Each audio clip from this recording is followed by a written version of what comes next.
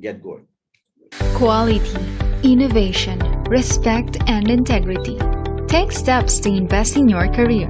International Management Consultancy is the leading global marketplace for learning and instruction, helping professionals across the industry to develop skills and expertise to get recognition and growth in the corporate world. We are one of the leading training providers and gradually spreading our training facility amongst candidates based at different geographies, such as Canada, United States of America, United Arab Emirates, Saudi, Kuwait, Qatar, Oman, Lebanon, Pakistan, Bangladesh, Vietnam, Philippines, India, and many other countries across the globe. IMC is accredited by the highest industry standards.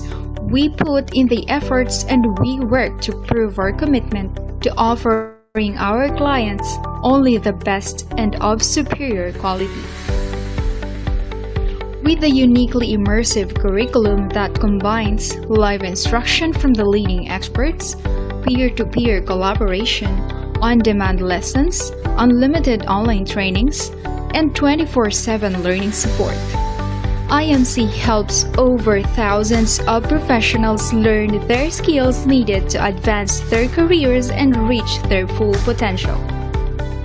In line with our commitment to excellence, IMC offers a number of training courses preparing professionals for certifications and exams given by the international associations in areas like management, finance and accounting, human resources, sales and marketing, quality administration, and as well as project management.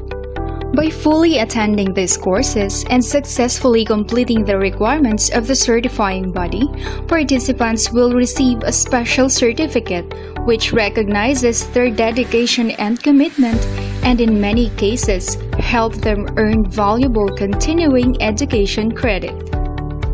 IMC Consultants has been working together with their clients from various industries in aligning their people and processes to compete through high speed, excellent quality, and low cost.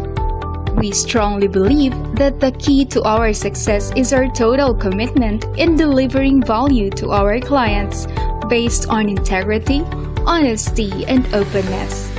If you are uncertain about which roles or skills are best for you, hurry! Come visit our website or talk to our expert education consultants today. Take a step, invest in your future, empower your knowledge, and be one of our success stories. International Management Consultancy, excellence is what we deliver.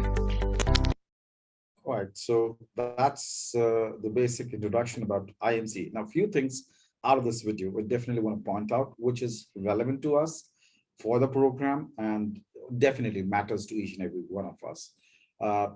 First of all, when we talk about IMC as an institution, as a training provider and the certification body, we do need to understand how credible is that in the industry. So just to kind of give you the update, yes, when we as a consultant, as a master black belt, when we do projects and I do hire for my projects, I do hire for my clients, we tend to get the feedback. And so, yes, IMC accreditation certification has good value in the market. So it's very important to get it from somewhere where, yes, it matters.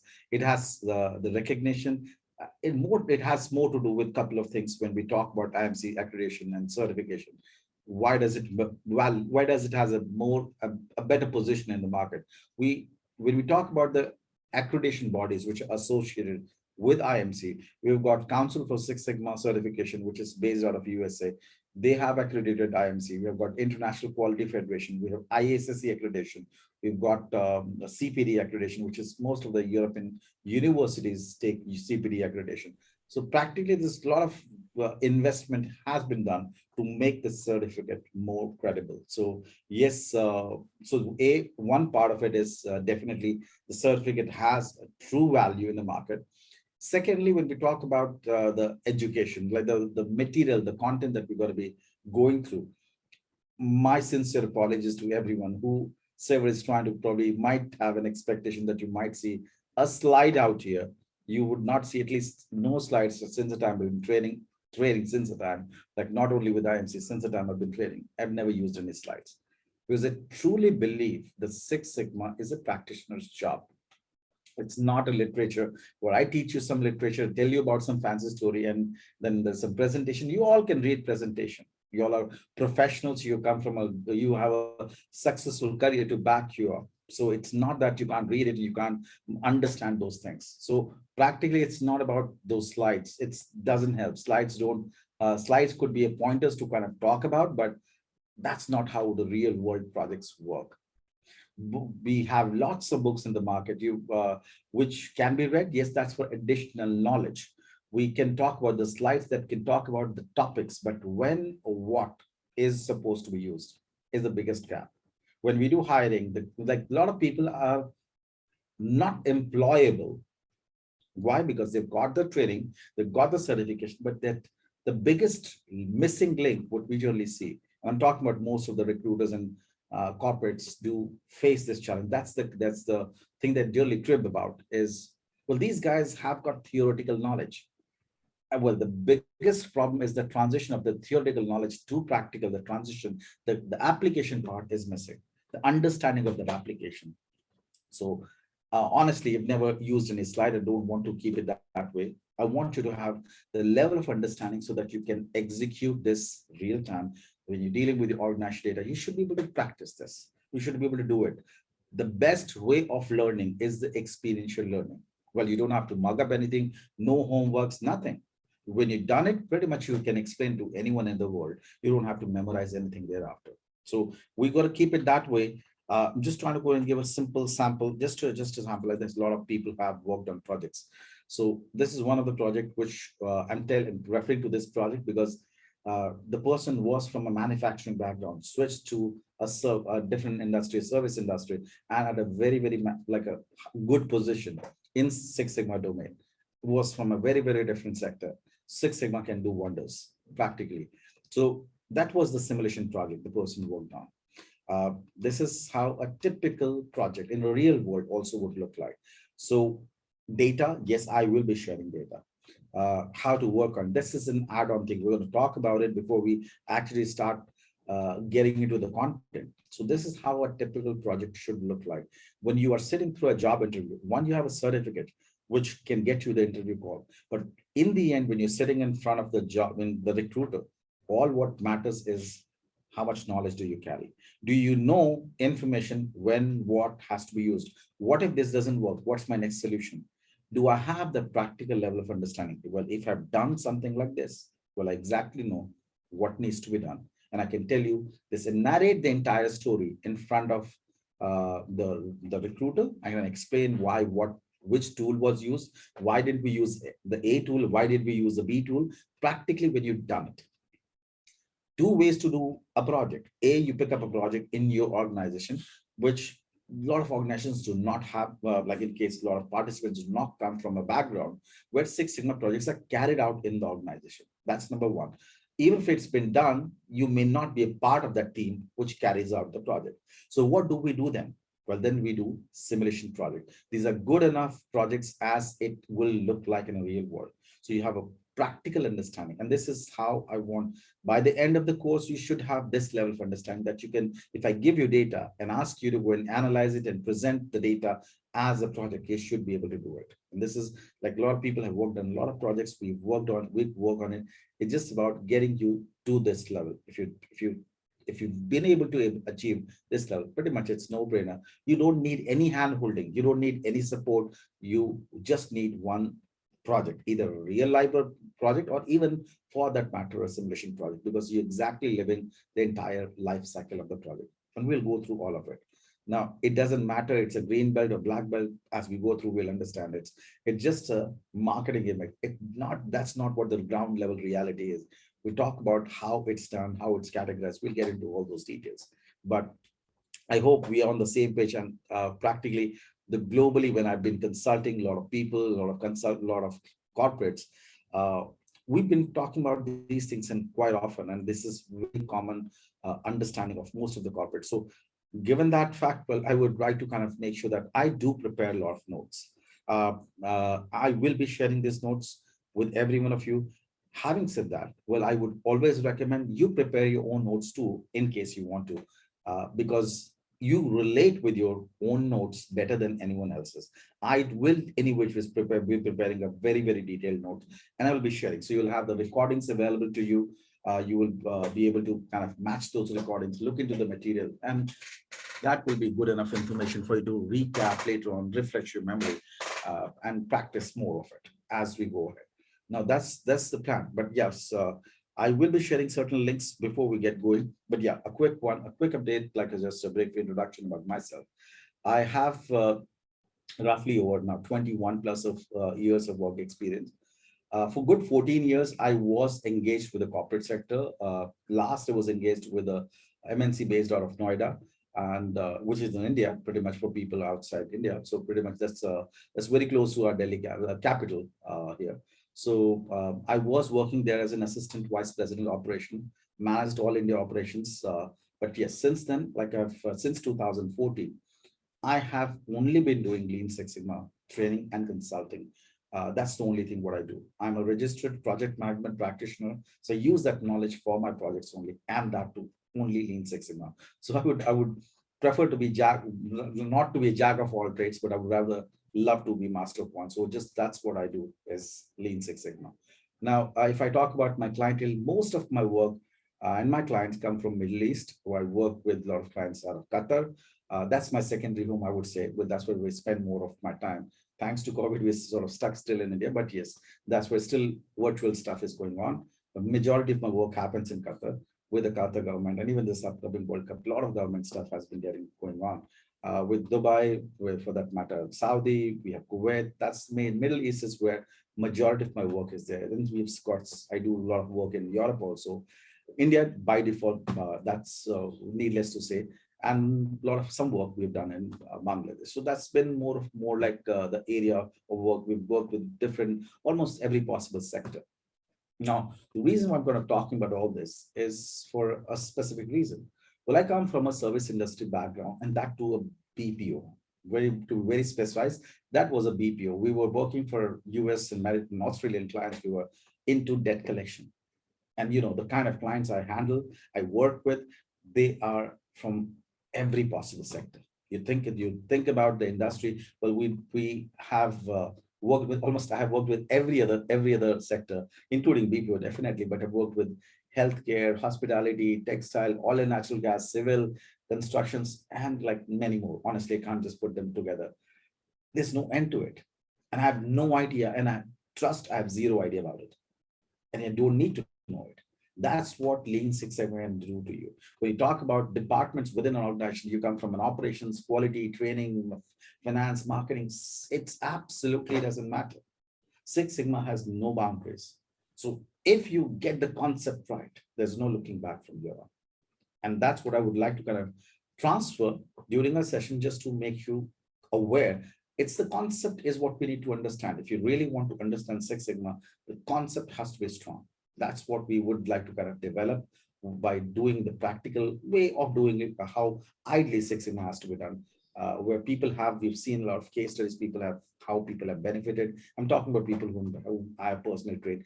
When you see that happening, we know that you're doing the right job. So on that note, we'd like to cut the long story short. I hope I have everyone's commitment in terms of engagement, because see, this is not a face-to-face training. It's very important to engage. We'll try to kind of, I will try to make sure and try my level best to make sure it's interesting, it's relatable, but still it's not, it's going to be a lot of data, a lot of stuff which will be discussed. So it may not be very, very interesting at times, but yes, this is what it is. It's an investment that we have to do. I'll try to my level best to make sure it's understandable, it's relatable. And yes, do ask questions. That's what I am expecting from you. If you ask question, that's how the concept will get clear. If there's no question which is a wrong one, the only question which is wrong, which has not been asked. So please do clarify. It's quite possible I might be talking about that. I will go ahead and explain that topic. I will let you know. Like, thanks, we got that the question in the beginning that about the belts, the green belt, is it the green belt or what belt will be starting? Good to know the questions. So we know that this can be tabled. So if it's not covered in the content, then we will talk about it. So please do ask questions. That's what I would expect from my end. I'll try to make sure that whatever I have learned all this while, I can at least share that knowledge. It will be a knowledge exchange program because I will be sharing what I know and I will be learning a lot from every one of you. So I hope I have a commitment from everyone that we will be engaged, we will be asking questions, we'll be try to make sure that it's for everyone's betterment. A great session, a great learning experience. You all are like it's an investment of time, which I honestly value a lot. So thanks for everyone's valuable time. But yes, I really want you to make it a great deal. So do I have everyone's commitment?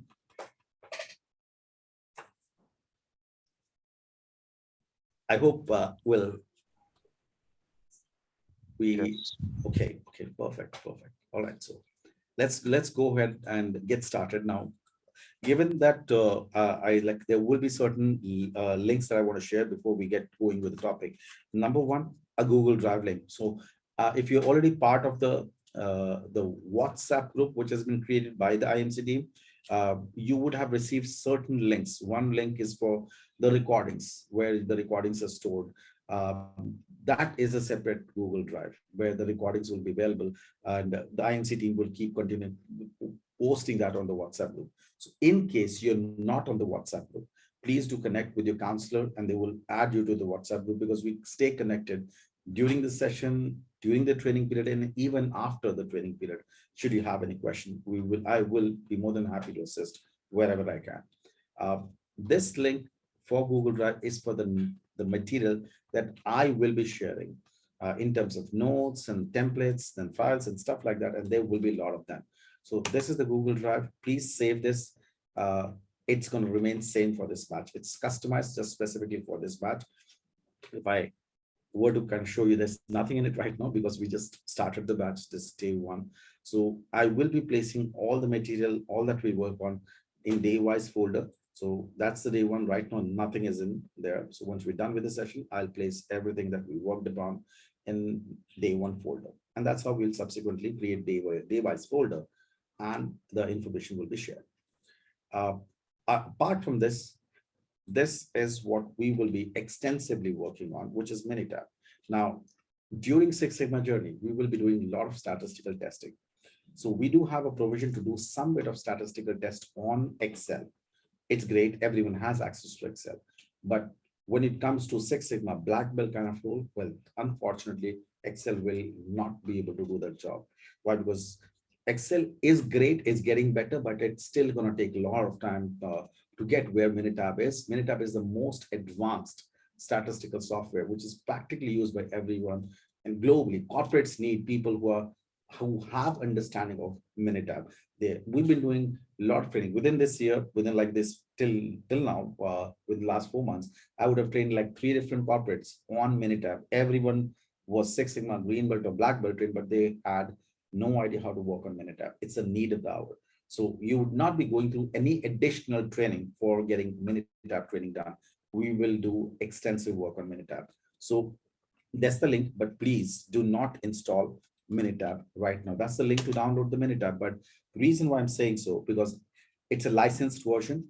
It comes with 30 days of trial version. So you can definitely use 30 days, and trial version is a full version. So it doesn't have limited features, it has full features in it. But once you install Minitab, you can only install once only. You cannot uninstall and reinstall Minitab once again on that PC. So if you have multiple laptops, then pretty much go and try and do it, because you can't use it on a mobile or tablet. You need a proper laptop or a desktop to use Minitab. So I would personally come back and tell you when's the right time to install Minitab, because I don't want you to lose the number of days. Because Minitab, the moment you install, the time starts clicking. So you got to be very careful when do you use it, unless you have too many laptops. We can just install it another laptop later on. But I would say avoid that, because right now in the beginning, we're not going to use Minitab. So let the time come in, don't install right now. And then we have these mock test links. So now mock test, you will have some bit of question bank in your LMS. We'll explore your learning management system that you have from IMC. You will get some question bank there. That is for preparing you for the assessment, for the examination part. There is some bit of questions which I have also compiled. These links are with you, but I would highly recommend don't try them in the beginning. So when we go through Six Sigma training, we'll understand the different stages of Six Sigma. We have a define phase, we have a measure phase, analyze phase, so on and so forth, with different phases. Now, when you go through that particular phase, when you complete the define phase, the link for the questions is right there. After we're done with the topic, please go and try out these questions yourself. Try to gauge how much have you grasped, what else do you need to understand from the defined phase perspective. So please try these links. I've shared all the links in the advance, so you would not have to come back again and again. So all the links are with you, but with a simple request, don't try them upfront, just out of curiosity. Try and work on these links in the questions once we're done with that particular topic. That's the basic expectation. Now we sort of okay to get going now. Now, first thing, we will try to definitely understand Lean Six Sigma. Is that one word or two different words? Just a quick question, in case it'll be good to hear from you all. Is it one word or two different words? It's two different words. Lean is Perfect. one methodology and Six Sigma is another. Perfect. So we keep it that way. And I agree with you. We are talking about two different words. There are two different methodologies we're talking about. Lean is different and Six Sigma is a different and absolutely different, honestly. When we talk about lean, what is the basic meaning of lean? If I were to kind of ask you, in your opinion, how would you define lean? Say, if a recruiter is asking you the same question. If in case you are aware of it, we're going to start from scratch in which ways. Fitting. Lean is something about the leadership, management, tools, and tactical methods. Okay, that's fine. There are tools and techniques. And we can say that the proper process for any activity with keeping the lean manufacturing process, just to reduce the waste reduction, just in time, full system, optimum quality, and people recognition is called as the lean.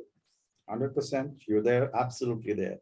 When we talk about, yeah, Mr. Wasim has also informed, lean means reducing waste. So we have that like basic understanding what is lean all about. That's right, lean is about reducing waste in the system. I'm just trying to go and formulate the definition in a slightly different way, using the same information. It's not different definition, but the same stuff. It's identification and elimination. Elimination of waste from the process to increase efficiency without compromising on the quality of product or service. That's what we'll have. Also, I'll put it together. Now let's kind of quickly talk about what is lean. Well, honestly, can't teach you anything about lean. And the reason why I can't teach you anything about lean, because you already know lean. You've been practicing lean day in, day out. You have been doing it. Yes, we may not be doing it with a purpose. We may not be practicing lean in a structured format. We may not be practicing it on a regular basis. We may be doing it ad hoc, but every one of you knows lean. There's nothing new in this. What we will end up learning is a lot of terminologies. Then we will start identifying the ways how lean can be structured to get some quantifiable results, which we can showcase to the management. See, we have implemented lean and that's the benefit. Now you will be doing it for a purpose. It's an old proverb. We all know this, something which you cannot measure, you cannot improve. So when you start measuring the benefits out of lean, you will be able to quantify it. So it's a purpose which needs to get in place first. We've got to have a vision that we are going to implement lean to improve our process. Now, when we do implementation of lean, what are we doing with this one? Say I have a process, and it could be any process, it doesn't matter, any industry, because it has nothing to do with industry or processes. I have a process step A, say manufacturing some product. It goes in the process step A. When the A process step is completed, the output of A goes to B. Work is done in the B step, some work is done on the product.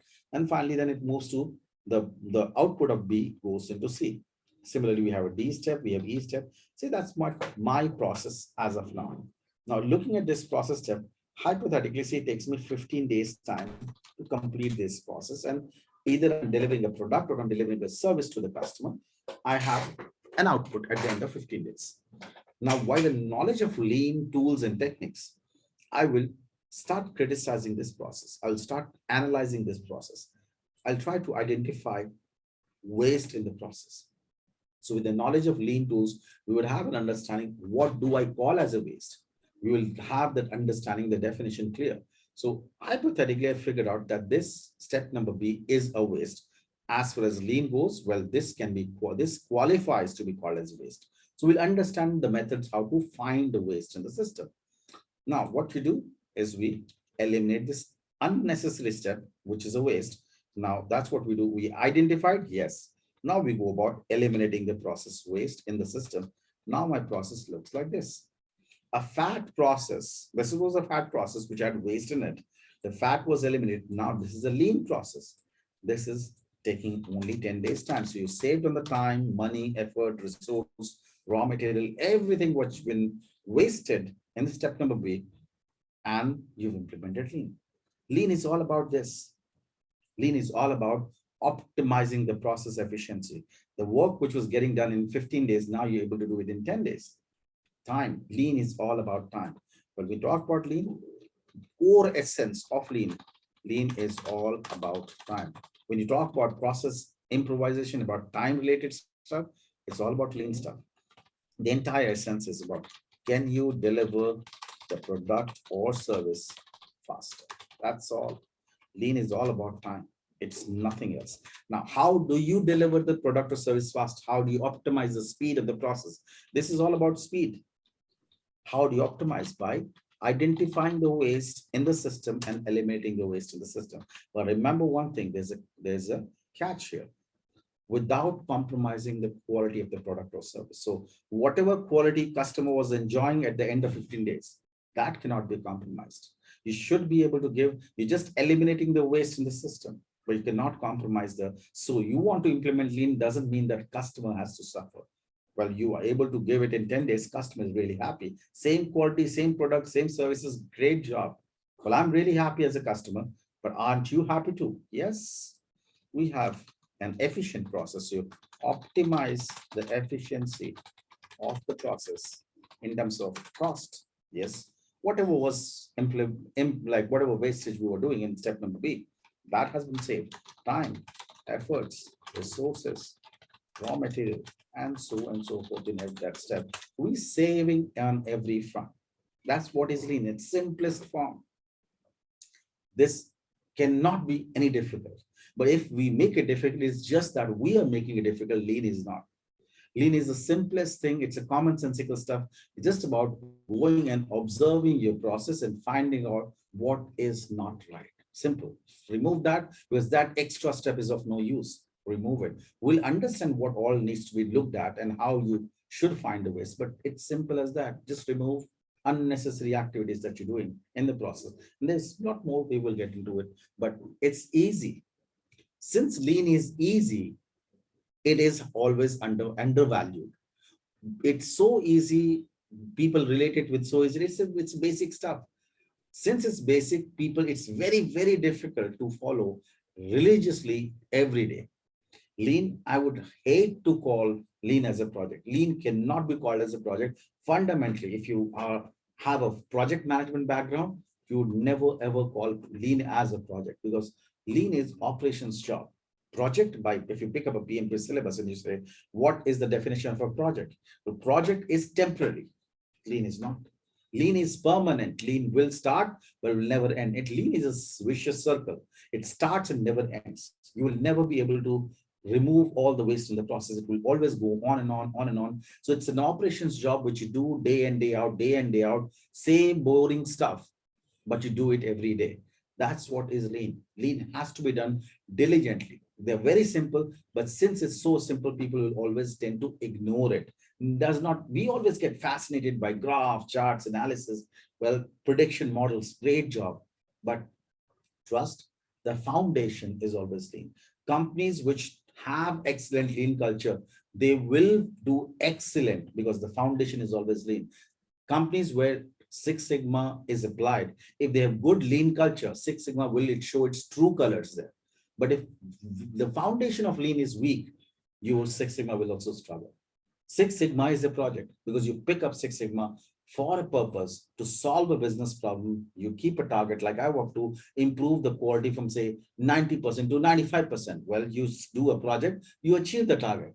It's over. It's temporary. It was picked up for a process. We picked it up. Yes, yes, Mr. Sudhakar. Yes, you have a question? You've raised your hand. Mr. Subramaniam, any question? Okay, probably by chance, then like, okay. Okay, let me just play a quick shot with you, and let's understand, do we really know lean or not? We haven't discussed anything, it's just the beginning, we started talking about it, but let's understand, do we know lean, and do I really need to talk about this? I'm going to keep it, there's no audio in it, I'm going to remove this, like keep it on mute, and let's watch out this video. Remember, the entire essence of lean is about time. The purpose is to cut down the time in the system. This is what you do for lean. You observe your process from the beginning. Where does it start? You track every single activity as we're tracking there. We quantify the time, because lean is all about time. We quantify how long does it take to do every activity. And then you try to kind of analyze the process and see where all we had activities which could have been improvised. And that's what, please, let's watch this quick short video, and we will have a fair bit of idea that, well, lean is simple. Customer is trying to explain, she doesn't care. She's still busy doing what she wants to do. Any which ways, that's step number 7.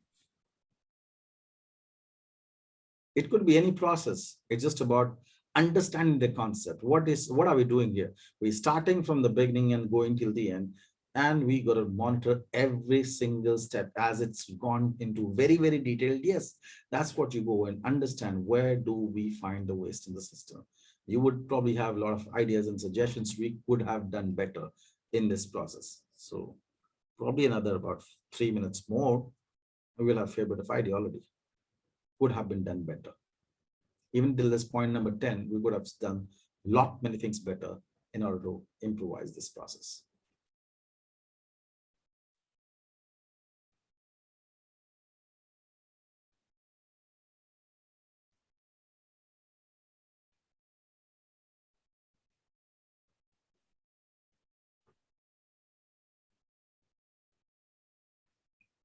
This is again killing time. You're waiting. That's also delaying the process. Not good for lean.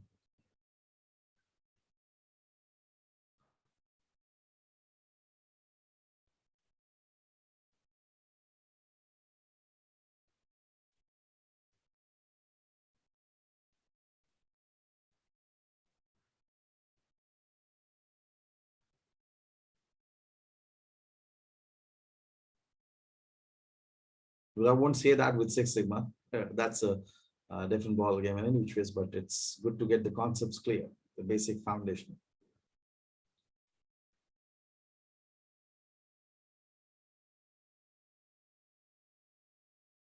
That's burnt.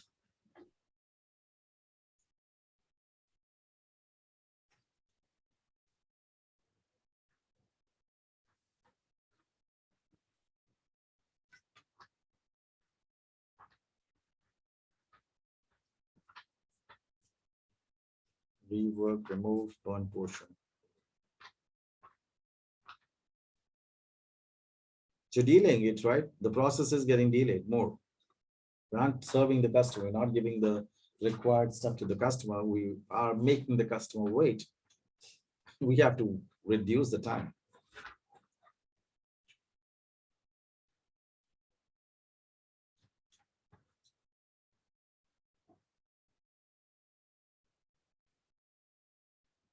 So now she's trying to clarify the requirements.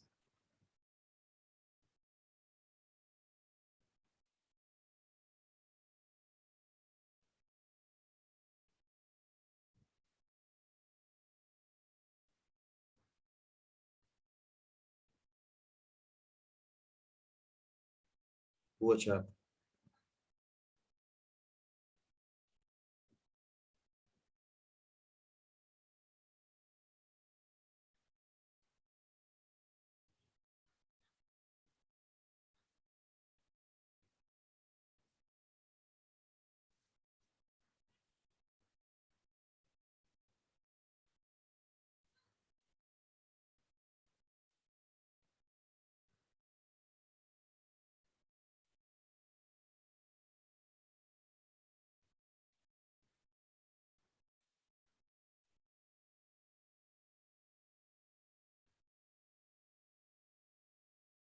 It's too bad.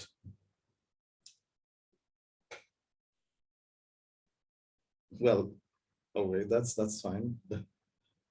All right. So now, do we have a fair bit of understanding what we're going to talk about? Like in case of Lean, I hope we're able to relate with what did we do here? Could we have done anything better in this process? Yeah. Yeah, actually, yes. Oh, Starting from the requirements. Well, customer never needed those many. We didn't understand the customer requirement clearly. Well, that's where the blunder started. And like a lot many things could have been done better, repositioning, the wastage, we could have managed things process. So it's all about being critical about the process, being at least start questioning, because we've been following the same traditional legacy policies and procedures because somebody sometime wrote those SOPs. We've been following it diligently without criticizing. What does that really make sense? It's more about now being more aware of what we do. We've got to start measuring everything. We still got to start criticizing everything to find what needs to be improvised in the process. And that's what we will learn. So it's not that it's in this process. Do we already know how Lean can be implemented? Yes, we know lots of things, even without discussion about the ways we identify waste, what all would we call as waste. We already have that understanding.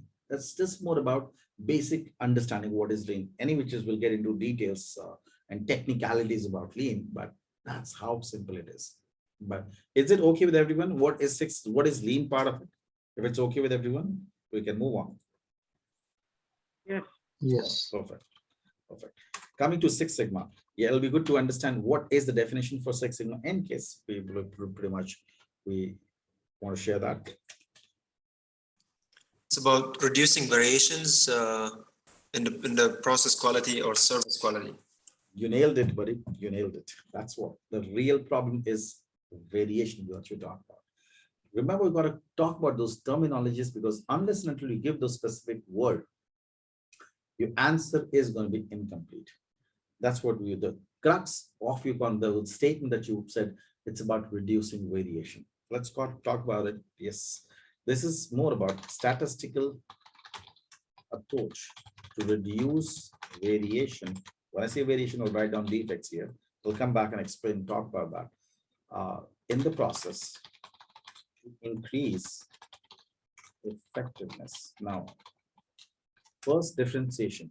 Lean works on improving the efficiency of the process. Six Sigma works on improving the effectiveness of the process. Two different stuff. What is this so-called effectiveness? First, let's break down this jargons. What we have very fancy term. Well, nothing new. What? Because we have already been dealing with it. It's quality. How good is the process quality? The quality percentage is what improves. When you implement Six Sigma, you want to improve the quality of the process. What to increase the quality process? What are you doing? Well, you want to improve quality. Obviously, you reduce the defect. If your defects reduces, your quality improves. Well, simple stuff. When we're talking about defects, we have also mentioned this reducing variation. But the question is, how do you reduce the defects? How do you reduce the variation? Well, through statistical approach. By using data-driven analysis, you try to figure out why the defects are happening in your process, and you go about solving it. Now, the latest slogan that nowadays we generally hear is data is the new oil. Everybody wants to capture data. You install an application in your mobile phone, and this application wants to access your contact details, your messages, and everything. Why? Everyone wants to capture data. That's what will be the companies which will have the biggest asset now will be the data in the future. People who will control and use the data better will be the leaders. So everyone wants to understand the data better. Data has its own language, which if we are able to relate with, we will make money. Definitely will do a great job. Now, coming to this part of reducing variation, just to explain, for example, one of my client in a manufacturing sector, say, give me an order that I need to manufacture whiteboard marker that we generally use for writing on a board. The target length given by the client is 5.5 inches long marker. That's what the target length is. We have to manufacture something which is 5.5. Now, based on the requirement, this is what I end up manufacturing 5 markers, and they are of different sizes. Now, like ideally, I should have done it like 5.5, inches long, but it is not exactly 5.5. Some of them, let me just randomly create some 5.5 here, and let's kind of keep it that way. Let's keep it that way. Well, is this 5.5? No, that's variation from 5.5. It is less than 5.5. That's a defect in the eyes of customer. Well, is this 5.5? No, that's a variation. That's again more than 5.5. That's a variation in the eyes of customer. This is again variation. So anything which is not on target is a variation. It's less than 5.5. This is less than 5.5. This all is 5.5. Perfect. This is all 5.5. This is more than 5.5. This is also a variation, which is again a defect. Smaller, lesser, like higher, lower than 5.5 is a variation. These two are also variation. So you have been manufacturing something which is either more or less. That will be considered as a variation, and variation is a defect. So we would like to, till the time we are on 5.5, yes, we're good. Anything plus or minus is a variation, and customer will treat that as a defect. What you do with Six Sigma is when you get some data collected like this, you perform certain statistical analysis, and there are lots of them. So based on data, we'll go into details of it. We'll understand how a statistical analysis will help you figure out why this variation is happening. When you get to understand it, you go about fixing it. You know the problem, you'll always have a solution. But crux, Lean will help you find out observational problems. So what you see as a problem, ideally, you fix what you do. You go to your process and you see it with your own eyes. Well, this is not right, that is not right. You see, it's observation based. Lean purely based is based on observation. What you see is what you fix. It's not looking right. Six Sigma will help you fix what's not visible. Something which is beyond your understanding. You tried, tested everything. You have got experience, you've got education, you've got knowledge, everything. You got best of the people. I've tried to solve a problem. It gets subtle for some time, but again, problem reoccurs. Well, I don't know why. The problem doesn't go away. It keeps coming back again and again, again and again. Seems to be like a COVID thing. It keeps coming back with a new mutation. That's when you need Six Sigma. Practically not my first choice. Six Sigma will always be my last choice. What I generally fix is what is seen, and I will be able to use my knowledge, my experience to solve the business problems. So the way I've been doing it is nothing wrong with it. Please go and continue doing it. Well, Six Sigma will be the last choice when you've tried, tested, and failed. That's when you need to get into details of it. Micromanagement will happen in terms of data. You will figure out what is the underlying issue, what is actually causing the problem, which we have not been able to see so far. You need Six Sigma. Data will take you into those final details. But yeah, that's just a long story. That's what we'll be going ahead with. But bottom line, if somebody says that my process is working at Six Sigma level, anyone wants to can tell me what is the performance level at Six Sigma if I say my process is working at Six Sigma level? Any number that you're aware of in terms of performance standard? How good is 3.4 million per opportunity? 3.4 defects, right? DPMO, yeah. Yes, perfect. 3.4 defects per million opportunity. That's what generally people refer this as, or we call it as 3.4 DPMO. We'll talk about that. People also call it as 3.4 ppm, meaning is the same, which is 3.4 parts per million. Yes. Now, either you call it as 3.4 DPM or ppm, it doesn't matter. What does it mean? It tells me that your process is capable of creating a maximum number of defects. This is the maximum worst case situation. Your process will create about 3.4 defects in 1 million opportunities. This is almost like a zero defect. What is this? What, like 3.4 doesn't even stand a chance in 1 million, which is about 10 lakhs in Indian standard, like we talk about it, but 3.4 in a million. If I'm manufacturing 1 million markers, the maximum probability of having a defective marker is about 3.4. That's phenomenal. And what does it translate into quality? Because this is the defect rate. Quality, if I say, what is my quality percentage when my process is working at Six Sigma level? This is the quality percentage of the process at Six Sigma level.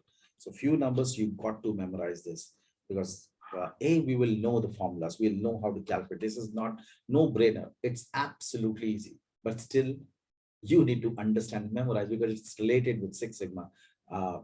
These are the performance standard. If your process is working at Six Sigma level, what will be your quality percentage? What will be the defect rate of the process at Six Sigma level? This is a very, very bare minimum information we must keep in mind because very generally the people do ask this in the interviews as well. Before we move ahead from this one, we just definitely want to talk a little bit more about how good is this Six Sigma level quality percentage? Well, 99% quality, is that a good quality or bad quality? Practically good. Well, people have been, this has been good since ages. Well, this is a very good quality standard if you have 99% quality. Well, once upon a time, yes, not any longer. Well, let's see why. If my process is working at 99% quality, then I'll say my pass percentage is so and so, and my fail percentage is so and so. At 99% quality, my pass percentage is 99 out of 100. That's what it is. And I have fail percentage of 1 out of 100. So that means at 99% quality, I'll make one error out of every 100 opportunities given to me.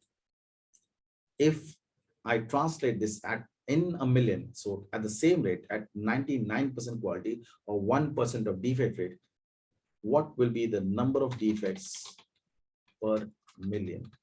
In 1 million opportunities given to you, which is 5 and 6 zeros. In 1 million opportunities given to you, how many defects would you make if you make one error out of 100? 10,000. Thank you, sir. That's 10,000. I will make 10,000 errors out of 1 million. If I make one error out of 100, the basic maths, I can cancel the zero, I get 1 out of 100. So that's the number of errors I will be making in 1 million at 99% quality. That's what it can give me. When I'm talking about Six Sigma level, this is when we say Six Sigma level. This is what we're talking about, difference. 10,000 versus 3.4. There is no match. We're talking about absolutely phenomenal level. Well, once upon a time, yes, at about 10, 12, or say 15 years ago, we'll say that we'll still be a market leader at 99%. But sorry, gone are those days. Well, you'll be out of business if your process is working at 99% quality.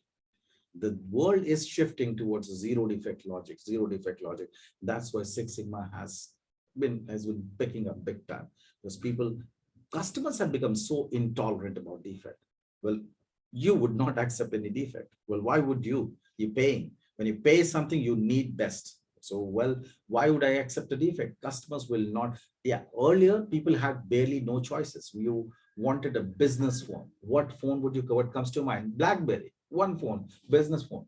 We wanted a camera. Well, one thing comes to mind, Kodak. You want to buy a phone, well, like for normal telecommunication. Well, you get a Nokia phone. Well, you had few options, and that's what you had to choose from.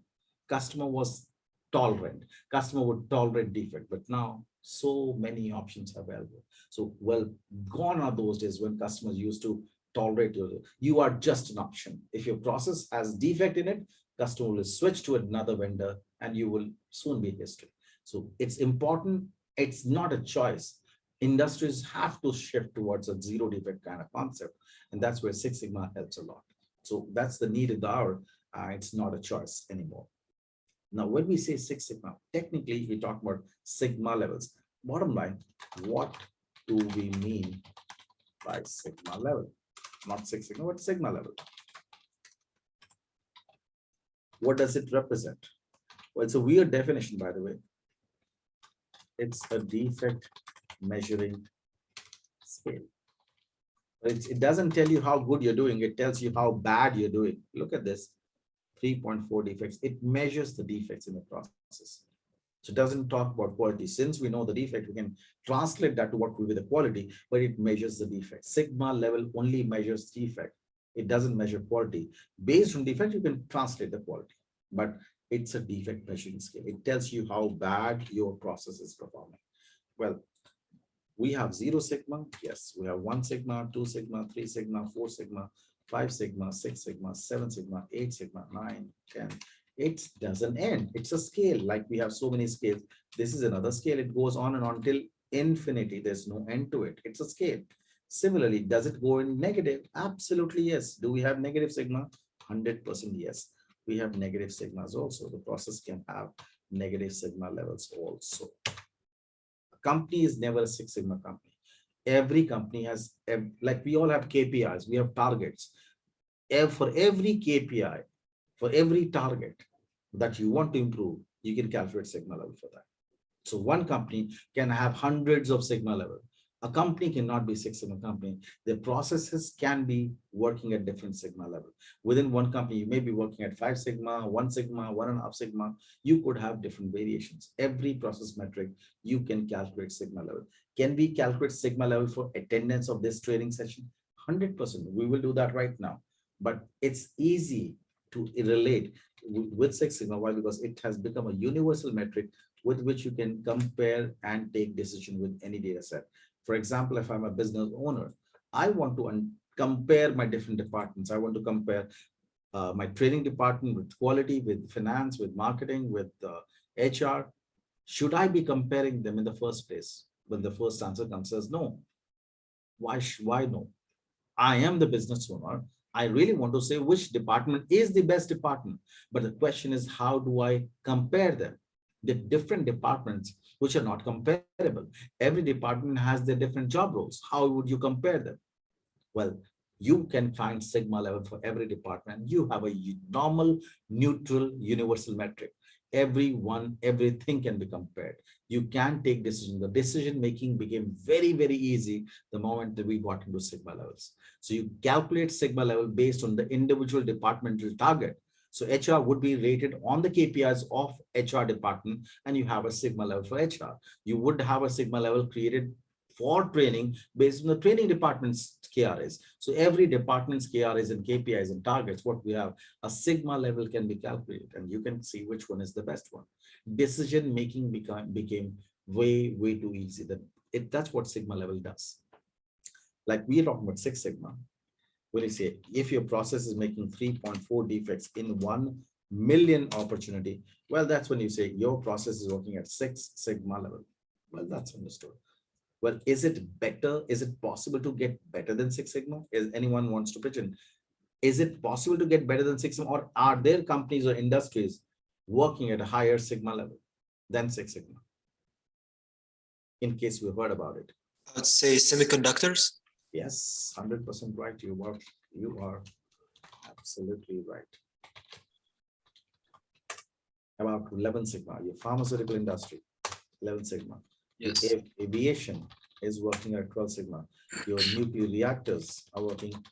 Defense, even yes, defense also working at a higher level, because it's bad to work with a lesser Sigma level. Well, let's understand. We already have a higher Sigma level for like different industries, different sectors.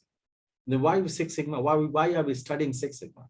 Why Six Sigma is used as a standard? Why not a 12 Sigma course? Why we're studying a Six Sigma course? Practically, these are very, very rare and selective industries. Here, the cost of error is huge. One error, one mistake, so many people can die. There could be lots and lots of expenses, like it could be a very, very fatal expense. Like if we talk about nuclear reactor, that can cause a lot of disaster. A, monetary wise, B, people life out. When you talk about pharmaceutical industry, why there is so much of hue and cry about COVID vaccine? Why can't you just make vaccine and give it to people? Well, so many people can die. Aviation, would you be comfortable boarding a plane when you know out of 1 million flights that will take off, 3.4 will crash? No. So many people can die. These are critical industries where every single defect will be a huge mistake. They cannot afford Six Sigma. Six Sigma level is a horrible Sigma level for them. But that's only very selective industries. So barring this, for every other industry, this is a game changer. Getting to this level of Six Sigma, if a process starts creating a defect, maximum to 3.4 in a million. If you're able to achieve it in a normal industries, practically you are doing a fabulous job. You will be market leader. Bottom line, if your industry is a critical one, then you definitely don't satisfy.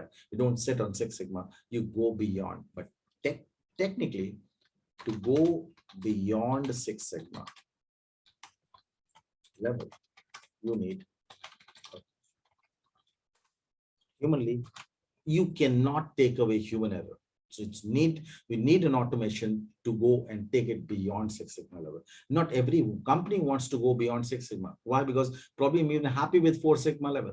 I'm happy with 5 Sigma level, not even Six Sigma. Forget about it. I'm even happy with 4. A lot of companies would say that we have reached the best possible one, which we wanted. 4 Sigma is great for us. Not every company wants to go beyond it. Well, if I was talking about that whiteboard manufacturing company, do you think the company will try to save the cost of 3.4 defective markers if they get to a Six Sigma level?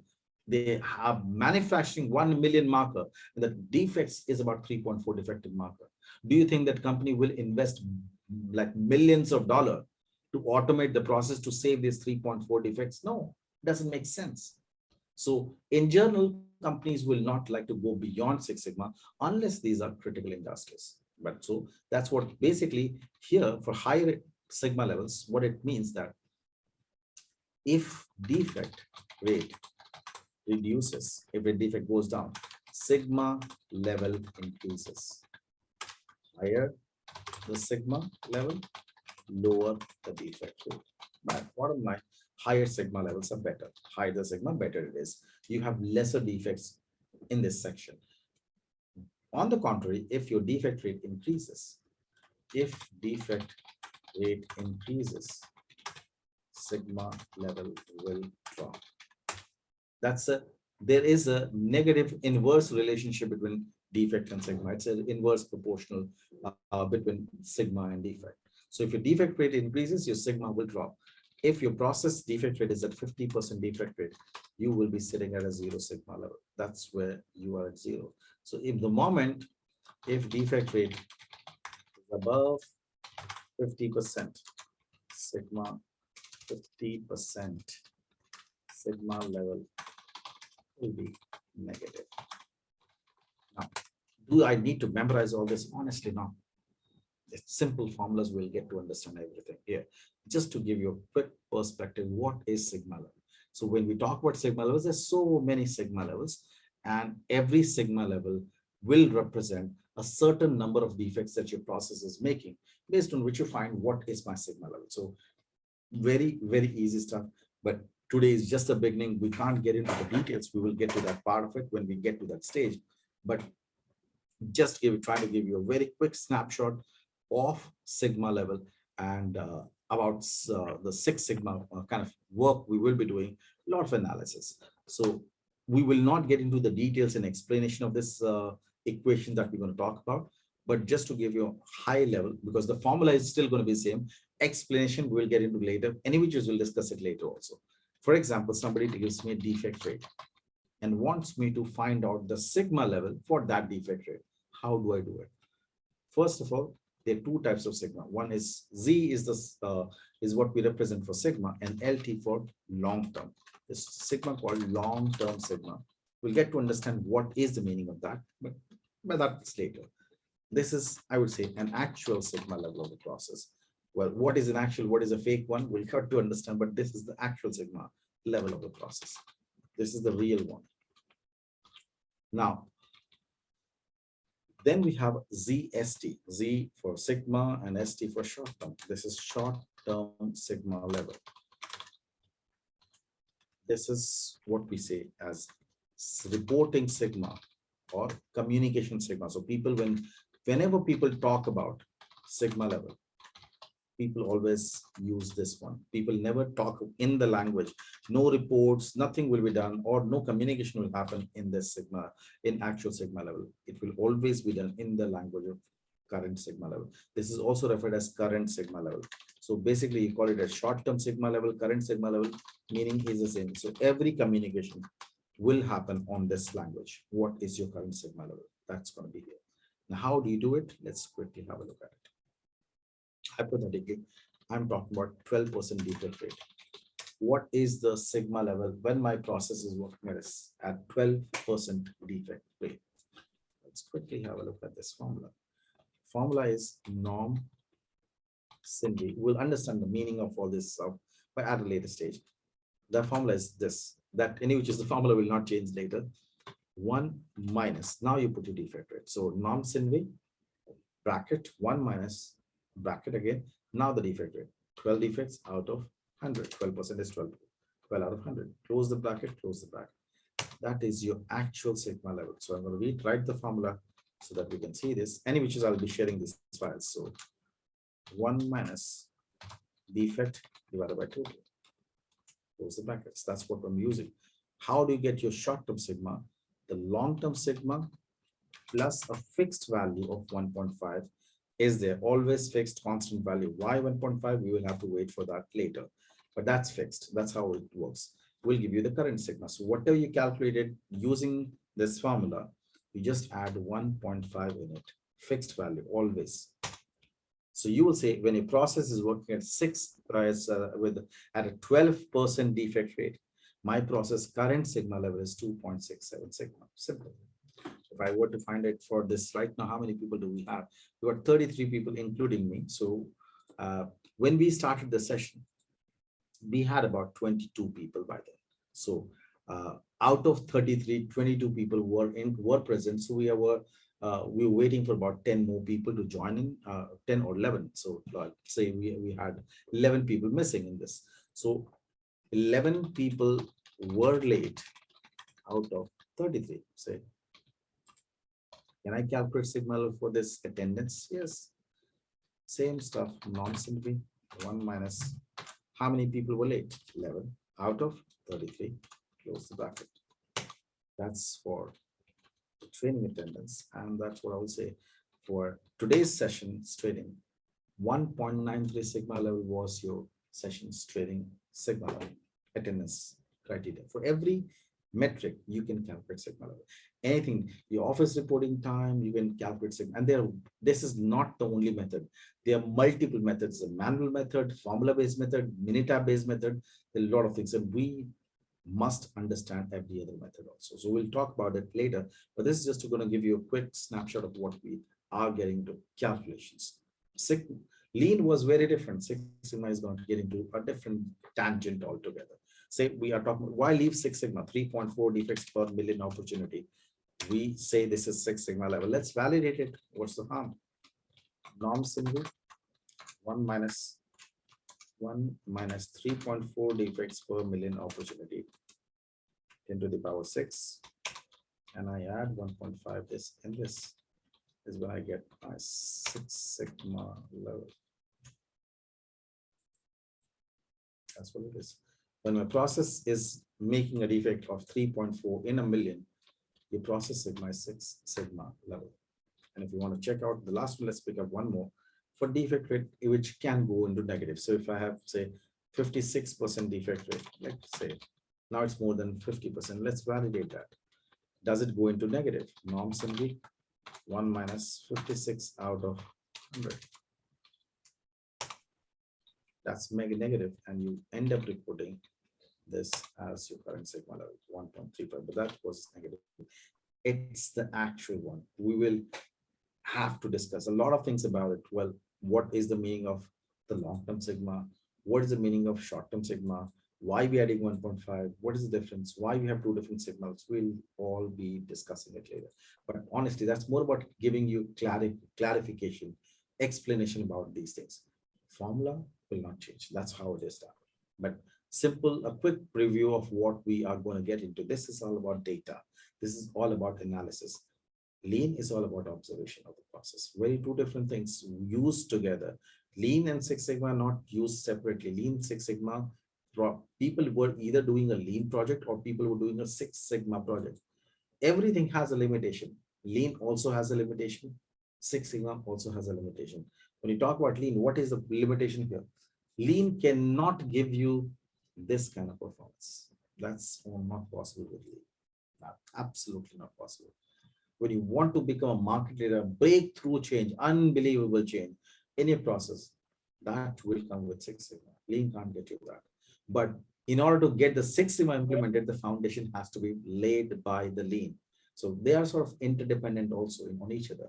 So all in all, they work together and they give you much better result when they're used together. So we don't study Lean or Six Sigma separately. We study the Lean Six Sigma as a whole. But that's pretty much about the basic definition of Lean and Six Sigma. Now, is that okay and fine with everyone? Okay, sorry to interrupt you. So why you are adding 1.5 in current Sigma level?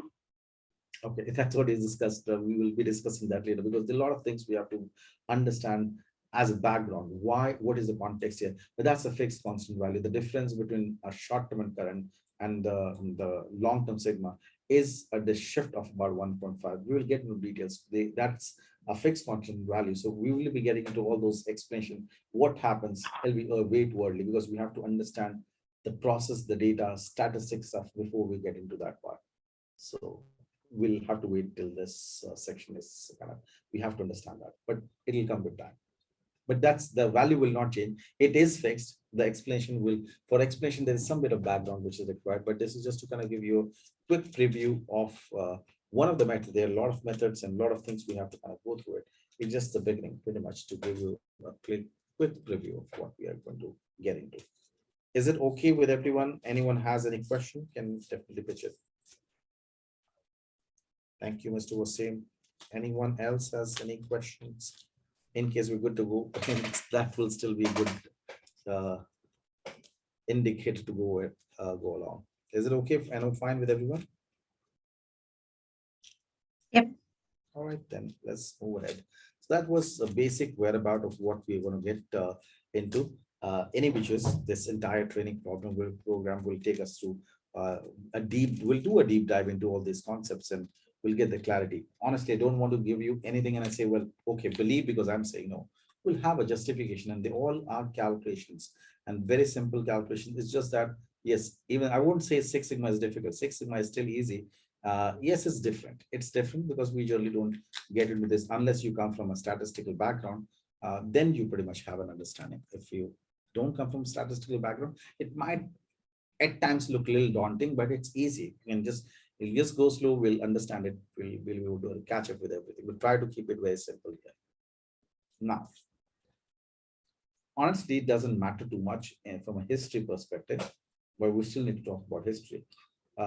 Project-wise, well, do you need to know about history when you're working on a project?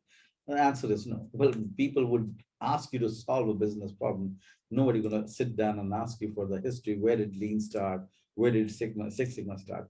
But yes, from examination standpoint, from recruitment standpoint, people will ask you questions. So some bit of whereabout we should know. Where did Lean start and where did the Six Sigma start? As a part of syllabus and even in the interview part, you will always come across these basic questions. So not too much of deep dive, but we need to know basics. History of Lean, where did it start? But the origination point, when we talk about origination, where the evidence is available, and people started kind of looking at that, I would say the trigger point started with Henry Ford. Henry Ford, the owner of Ford Motors, is the one who sort of triggered this. Ford Motors, they had a monopoly in the car manufacturing. And monopoly with what kind of production volume? Will be surprised to see what was the production volume Henry Ford they were able to generate. They had complete monopoly in that sector.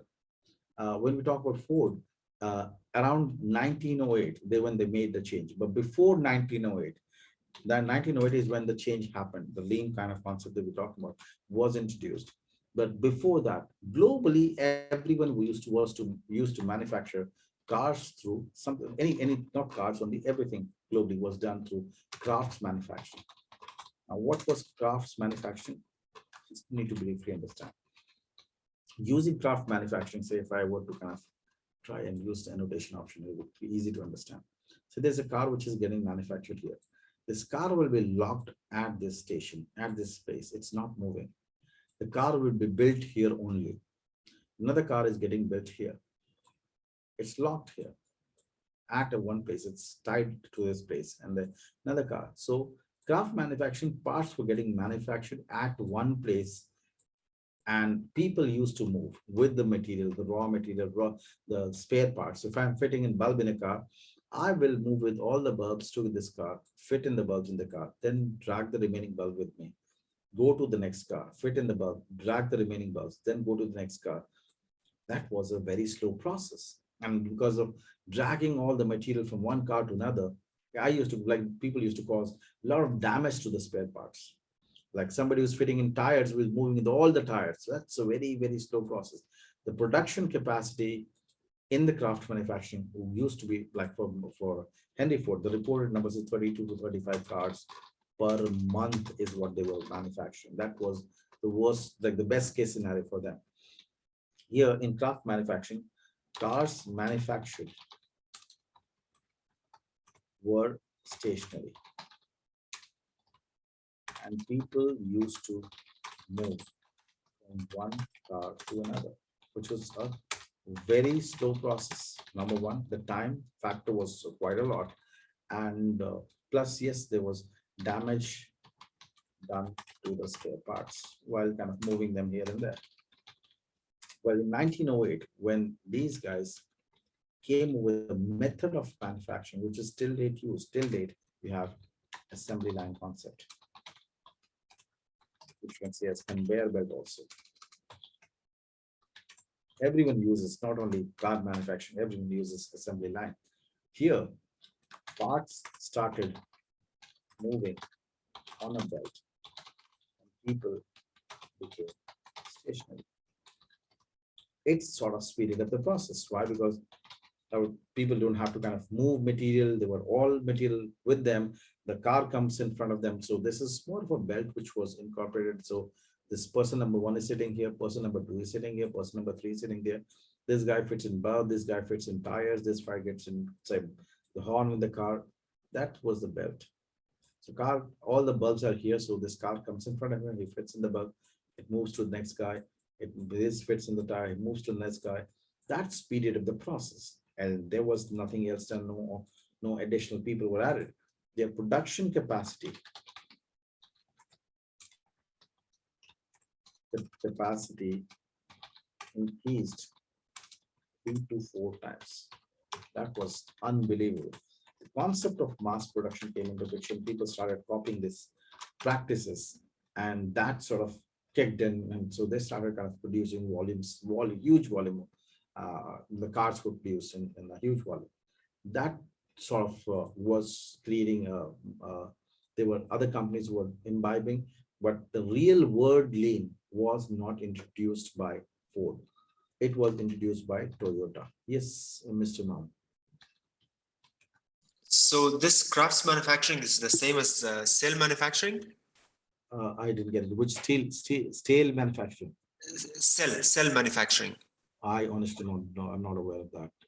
It's just what, see, in craft manufacturing, I can get you some pictures if you want. So craft manufacturing, the parts are manufactured at one place. The cars were locked at one place. So like, and then people will assemble around the car, and then they make the car at that one point. So people would be moving. The difference was the people were moving with all the spare parts. They were building the car at one place here. And when you assembly line, the people became stationary and cars started moving on a belt. So that speeded up the process. I see. Got it. Okay. Thank you. Thanks. Toyota created this logic of Toyota production system, and they gave the word lean to the world. The lean word was introduced by Toyota, and till date, well, there's no one better than Toyota who knows how to implement lean. Practically, these guys use the lean tools, and they call it as Toyota production system, the way they implemented the lean tools. Well, these just a quick background about this Toyota. Well, like what Apple just did by removing the accessories also. Yeah, so that is not helping us. So we will talk about it. That is not a good, wise decision, honestly, because that sort of will come back and hurt, because people didn't like it. Well, removing those accessories, and probably again, people will still need those charges and all. You're not taking them away. Yeah, but it increased their profitability. Yes, it increased and that's what so it is a violation of lean. Why? Because we talked about it. Lean is without compromising the qualities, because people now have to pay for the additional charges. Now they're assuming that people will have the charges. So then pretty much we don't give that charges anymore. Well, that's how you want to take it. But lean doesn't tell you that.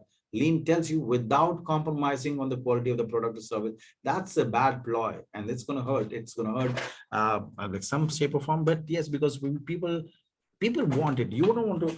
Well, if you've never been giving it, it's fine. When you're giving as feature and then you roll it back, then it's bad. It's gonna. So yes, it does hurt a lot because that was not was Lean. Lean would never do that. So Toyota was Apple never did the lean part of it, but they did it from a profit stake. See, it's a lot of things which goes into it. The investors want more of profit. Profits were dipping, their sales were not up to the mark. So somehow they had to manage that profit part of it. But by reducing these accessories and still labeling it with a justified reason, what they feel was justified. People are smart enough to understand that. But honestly, that was not lean. That was bad ploy. That was just money. That's just to kind of make money. Yeah, that's not the right way. But anyway, which ways. We talk about this Toyota people, this sort of talk about not just Toyota, but all the companies in Japan. Like post this Second World War, they were in two wars for a pretty long time, Japan. So entire economy had crippled because of being part of the war for a pretty long time. And plus, when they were bombarded, the economy had crippled, like it was in a very, very bad shape. So as a country, well, they had only a couple of choices. Either they go down as a company, file for as a country, file for bankruptcy, or regroup as a country with whatever available resources you've got. Well, they like specifically talking about Toyota, but they understood that we can't beat General Motors, we can't beat Ford Motors in terms of volume because they have huge infrastructure. They have no problem with the capital, but we do have problem with infrastructure. We do have problem with capital. We can't beat them in volume. Yes, we can beat them with quality. Although we'll produce less, but our cars will be just tailor-made to make to keeping the end customer, end user in mind. And that's what they did with Toyota cars. Till date, when it comes to reliability, well, there's no match to Toyota. When they made the car more robust, more powerful, much cheaper, more comfortable, and from every sense, people loved Toyota cars when they were out in the market. And yes, people started loving it. The volume increased, the profitability increased with the time, and that's how they started eating up market share of US and Australia, in Europe. They ate market share of General Motors and Ford. They became big. And trust, this lean was not only happening in Toyota, this was happening in entire Japan. They had sort of unlocked some sort of new technique, which world was still trying to understand, because that generation, that time frame was okay. People were still fine with 90-95% of kind of quality. With lean was striking 99 kind of quality by the means of the lean tools and techniques. But that was unbelievable performance by the virtue of lean. That was hurting other companies too in other sectors. Japanese companies were blossoming, their investors were putting money, and yes, people loved Japanese quality. And that's where the concept of Six Sigma steps into picture, because lean was troubling a lot of other companies, and that's what was troubling another company. Anyone wants to pitch in? Where did Six Sigma start? History of Six Sigma. Where did it start, originate? In case we are aware of it. Was it Motorola? 100% correct. Yes, that was Motorola, and Motorola was in a big trouble thanks to lean. The newly mushroomed companies were eating up market share of Motorola like anything. Investors were pulling out money from Motorola. They were investing in Japanese counterparts. Motorola had almost complete monopoly in two products. One was Motorola Pager, another was Motorola Walkie-Talkie. And when these guys started getting tough competition from newly mushroomed company, Japanese companies producing the pagers and the walkie-talkie, which was much cheaper and much better than Motorola ones. But that's when they were going through a very tough time. Few names we should keep in mind. CEO of Motorola, Bob Galvin. He gave a project to his senior scientist in research and development, whose name is Bill Smith. Bill Smith is also referred as father of Six Sigma. And along with this gentleman, there was another gentleman called Dr. Michael Harry, spelled as M-I-K-E-L, Michael Harry. He was a co-architect of Six Sigma. Along with him, these two scientists, but primarily the role goes to Bill Smith. Michael Harry was, you can say, assistant with him. And this guy was the one who actually started the first Six Sigma Academy in US for people in open for public batches to conduct Six Sigma training. Was the first one to start the Six Sigma Academy. Now, practically, these guys were given the project to come up with some so-called something which can beat this so-called lean, which was troubling them a lot. In 1986, when they announced it to the world that we've come up with something called Six Sigma, a new term for everyone. But this Six Sigma could give you a quality of 99.99966%, which means that your process will have a defect rate of 3.4 defects in a million. Well, that was shock of the life even for Japanese people. Well, is that also possible? Motorola regained everything they had lost, the market share, the investors, everything. Motorola started blossoming again. Well, thanks to Bob Galvin, he was a noble soul. He did not wanted to keep it as a private company information. He wanted the industry to benefit. So they conducted a lot of seminars. They invited people to come in Motorola facility, see what is this so-called Six Sigma? How do you do a Six Sigma project? How statistical analysis helped them solve the business problem they were going through? And yes, big names stepped in, and big names even till date. ABB, Asian Brown Boveri, one of the biggest companies globally.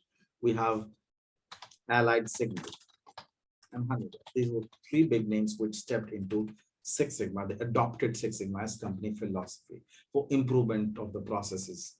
Well, when they started implementing, and actually Dr. Michael Harry was either hired by Honeywell or Allied Signal to implement Six Sigma. He left Motorola.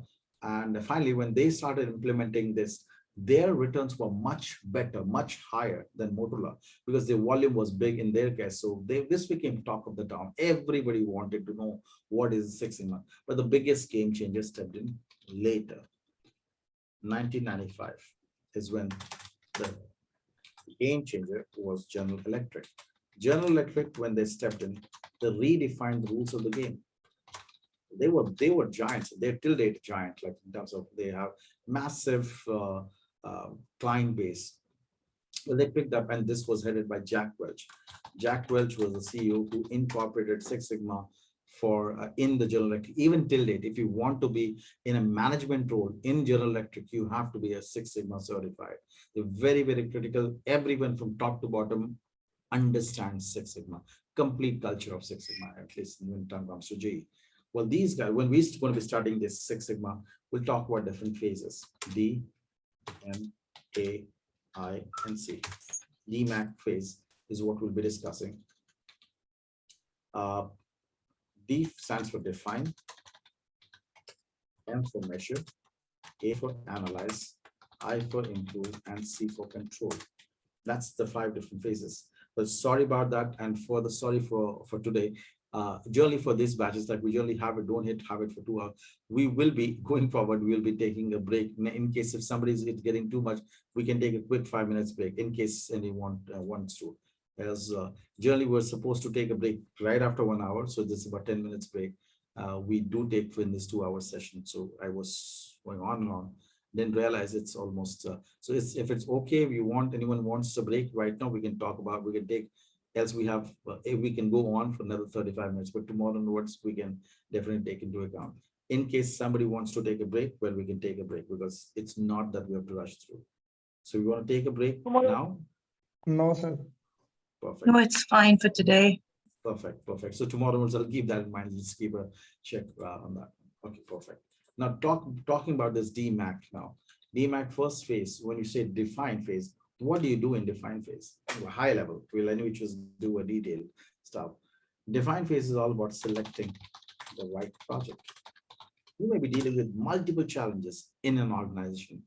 You cannot solve every problem with a single project. So you got to do a justice to the money, the effort, the time, resources allocated for your project. So you got to do the due diligence there. So selection of project is very, very important. In the measure phase, when you selected the project, we need to collect reliable data for analysis.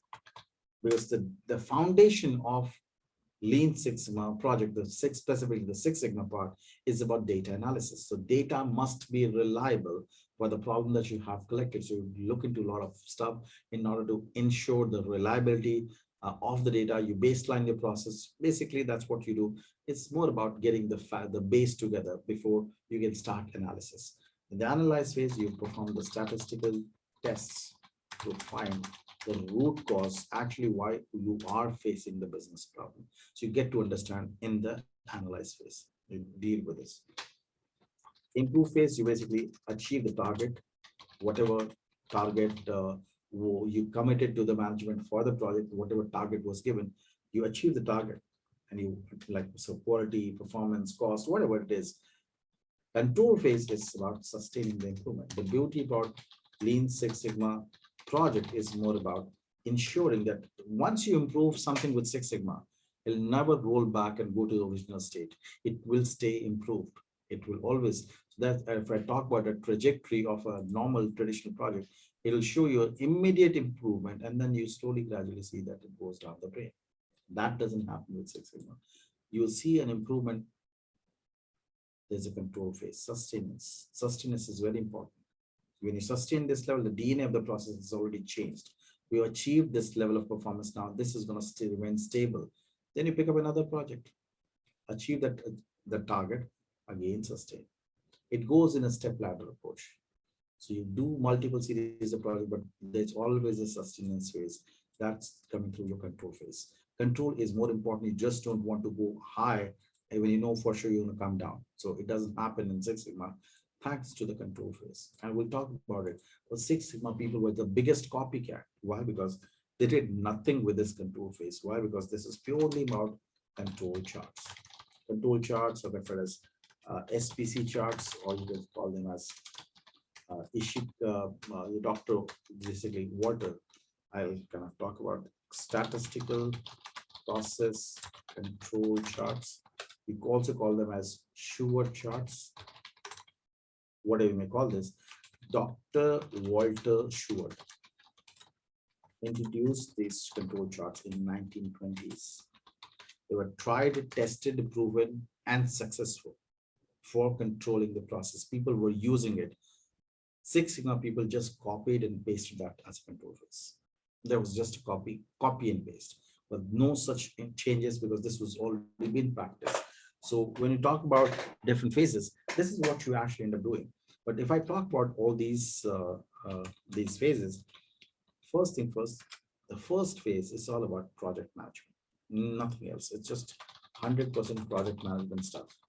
So we'll be dealing with lots of tools and templates. We will be talking about how to manage the project and stuff like that, how to present your ideas to the management, how the define phase goes about. So a roadmap, how you go about implementing a project when you're in define phase, what all things we do. When you talk about the next phases, these are all about quality management of the process plus step 6. Data is going to be applied every phase right after that. So this section is where we will start using Minitab. This is all where we have to use Minitab. So that's why I said don't install Minitab. I'll come back and tell you when is the right time to get the Minitab installed so you can use it. Right now, it won't be of any use. Project management will take some time. Define phase will take some time. We're going to talk about that. So here we don't need Minitab. So please don't install. Now, having said that, the original version of Six Sigma, which was introduced by Motorola, had only 4 phases. Motorola version was this, Mac. General Electric made it DMAC. General Electric said, well, you guys have definitely created a great tool with which we can improve the process, but you guys are missing a trick. Selection of project is very important. So they incorporated a define phase into it. That's how it became DMAC. GE is a huge name, and practically they used it for themselves. They used it for their clients, and they became consultants of Six Sigma. That you've got a problem in your organization, well, hire us as consultant. We will solve that for you. Well, they made it very popular.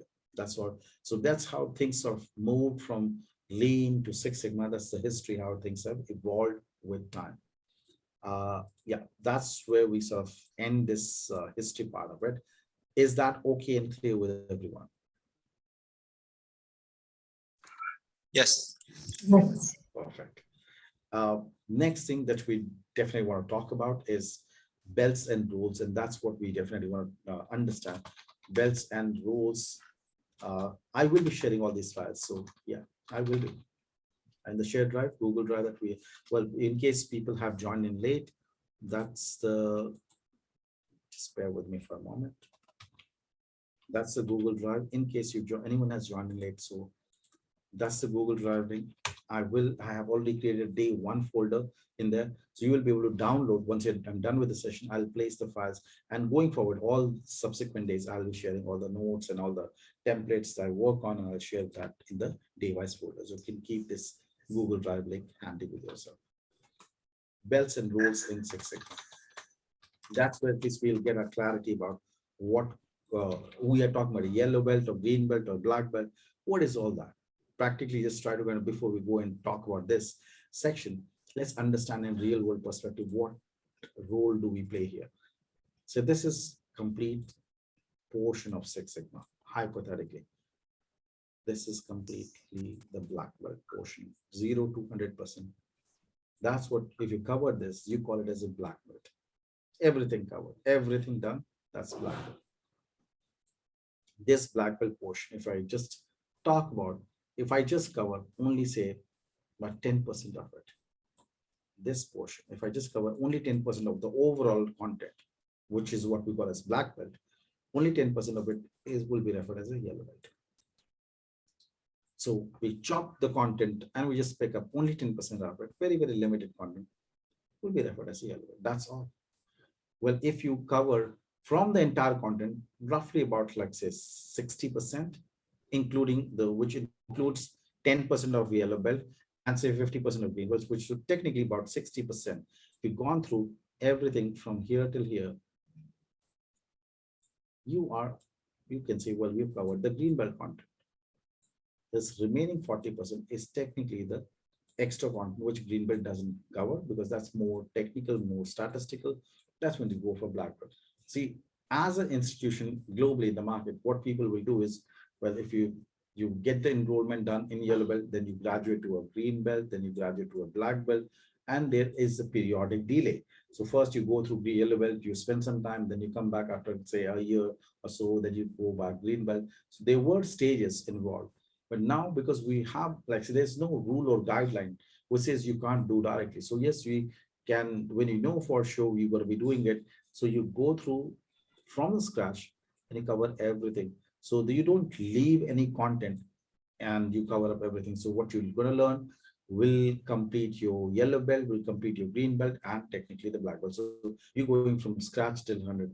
So we'll cover everything. So all your belts content will be by default covered. So it's not separated a green belt or black belt, because if you then go on to do it, it will be doing back and forth in define and subsequent phases. Because technically, if I were to kind of tell you where is the difference here, define phase is not different for both green belt, black belt. It will be same, because both are project managers. They will be carrying out a project. So there's no difference. Is there a difference in measure phase? Yes, somewhat difference is there in green belt content and black belt content of measure phase. So when we're doing a measure phase, say hypothetically there are say 20 different topics in measure phase which should be covered. If we cover up about 15 topics only, then I will say, well, this is a green belt topic. If we cover all 20, then it will call it as black belt. So it's covered the remainder portion also. That's what the difference is. So right now, because we know we're going to go through the complete program, so we don't leave that 5 topics. We cover everything. We're doing a measure. Let's complete all of it. Similarly, for analyze phase, that's where the biggest change will come. If you talk about analyze phase, green belt and black belt will have a serious differences here. If they are, say, hypothetically, there are 30 topics to be discussed in analyze phase, this is complete analyze part. If you just cover, say, 10%, say out of 30, you cover 10, is when you say it's a green belt. We'll cover, you go through all 30, then it's a black belt. Improve phase also has similar differentiation. So when we know for sure we're going to go through from the beginning till the end, then we don't want to leave the topics and come back again in the measure phase. And so we complete everything at one stretch. So we cover every topic in measure phase. So we have a complete picture from beginning to the end. I hope now that sort of would clarify that there's nothing which will go on back and forth. We move from define to measure to, by covering every topic which is required to be covered there. Now, When we talk about belts, we do have white belt too.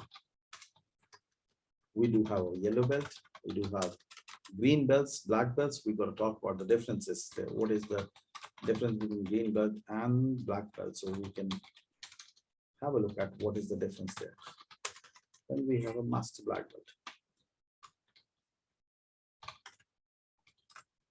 We have a champion, which is not a Six Sigma role, and then we have sponsor. We will be coordinating with this additional nomenclatures, but they're not Six Sigma rules and right here in the master black. That's we will have to understand what they are meant for. First of all, a white belt. Well, what do you do as a white belt? What is it that you end up learning as a white belt? Well, obviously, you don't participate in any Six Sigma project as a white belt. Simple as that. Why? Because you have, this is more of a awareness training. That's all. It's basically what, roughly about, like say 3 hours at the max. Max, I would say, max about 3 hours training. Where in the 3 hours training, you can't be taught Six Sigma. So what you do is you talk about some case study, how you people have implemented Six Sigma in your industry. So create an awareness and buzz around your organization and your staff members that this is what is Six Sigma. So people should not come back and ask you the question like, well, you know, what is Six Sigma? I don't know. What's a fancy name? Well, people would have an idea, well, what people have done in similar industry. So it's an awareness training, but you can't get to understand the concept clearly here. You don't know the tool. You can't learn Six Sigma in 3 hours. Well, this is where Six Sigma, you start participating in a project. So you don't lead a project, but you are a member of the project. You're a team member. You will be working on the project. What you go through is DMAIC, but an overview on define, measure. So these people will be able to understand the terminologies that's used in define phase, measure phase, analyze phase. What are the different tools and techniques used in different phases? So they will be very, very crucial for you. Why? Because when you're executing the project, you need somebody who understands your language. You can communicate with them easily. They can follow your instructions, get the work done. You are the strategy maker. You're the planner, you're doing the analysis, but somebody needs to do that work for you, what you plan. You need yellow belts. So practically, these people will have a fair bit of understanding. You tell them, okay, well, we're going to do a Pareto chart. Well, then they know how the data needs to be collected, what template. You will be able to communicate with them easily. So you definitely need yellow belt. They're of great help in a project. But you don't lead a project as a yellow belt. There's nothing called a yellow belt project, at least unless somebody wants to create one, specifically call it as yellow belt. In general, you don't do either projects are green belt projects or projects are black belt projects. Where is the difference between green belt and black belt? Let's kind of name some basic differences. Project management skills or knowledge. Well, this is absolutely the same. There is no difference and cannot be a difference. Why? Because both are project managers. They're leading the project from define till control. Yes, the complexity is different. One is a green belt, another is a black belt. But although they are leading a project, they have to go through the same procedure. The technicalities would be different, but project management skills will not be different. Where the difference comes from is statistical knowledge. This is low to medium. This is extensive. I will understand why it's extensive when we go and discuss some more stuff about it. We'll talk about DOE, design of experiments. That's what makes it more complex. This portion is sort of a little tricky to deal with. Could be confusing for many people. But if you understand design of experiment, well, then you will end up using it every time, because this is more advanced tool, most advanced tool, at least what we have here. So that's more from a black belt perspective. We'll talk about all those things which we talk about DOE, but practically the basic difference, major differences in the statistical approach. When we talk about the duration, a typical duration, well, it's not that every project will have the same duration, but an average, most of the projects in green belt take what, 4 to 6 months time. Most of them. Exception can be there. It can be a 1 year long project, 1.5 year long project. It can be. Typically, if you have a kind of have a time frame, this is more like the time frame for a green belt one. A black belt would generally take about 9 to 12 months. We worked on a project which was almost like 1.5 years long. We just finished it, and that was like planned 1.5 years one. So practically, durations can vary depending on how bad the situation is and how steep target have you kept for yourself, what kind of resources and what all went through. Things can be different for different projects, but typical most projects will have this duration. What else? The role part. Well, trust this is not a rule. This is not a guideline, but that's the culture globally. What I'm going to write here, that's a culture. It's not a guideline or rule. Green belts work within their department.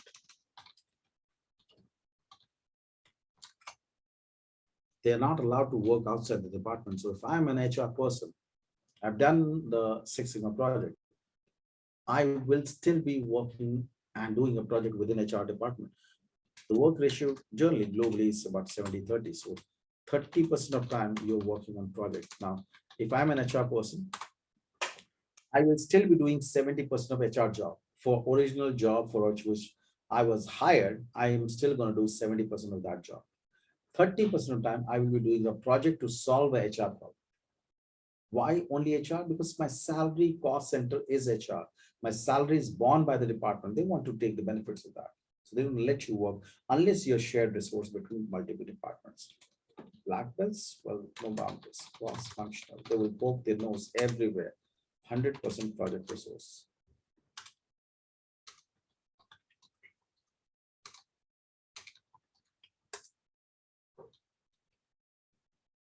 Cost savings could be another criteria. Now that's completely dependent on the stakeholders, what they define as cost saving, based on cost saving, how they define something as green belt or black belt, because this is going to change from company to company. You cannot have a definition which is standard for everyone, because different companies have different criteria. Like this is only applicable for General Electric. That's what General Electric says. If by doing a project, the cost saving is less than $10 million, they say it's a green belt project. If it's more than $10 million, they say it's a green black belt project. But that's only true for General Electric. If it's a small company, the definition could be different. The CEO, CXOs, the CTOs, they will sort of decide what is the definition of green belt for them, what is the definition of black belt for them, based on cost saving. So this is not a showstopper. This is not something which is where we can define a rule or guideline here. It is more about how the management decides the cutoff limit for green belt or black belt. That is completely dependent on your organization. That's the basic differentiation between green belt and black belt. Master black belt is the final level that we talk about. It's more of a, this person is more of an experienced black belt, which is like have an idea about working in diversified industries, departments, domain.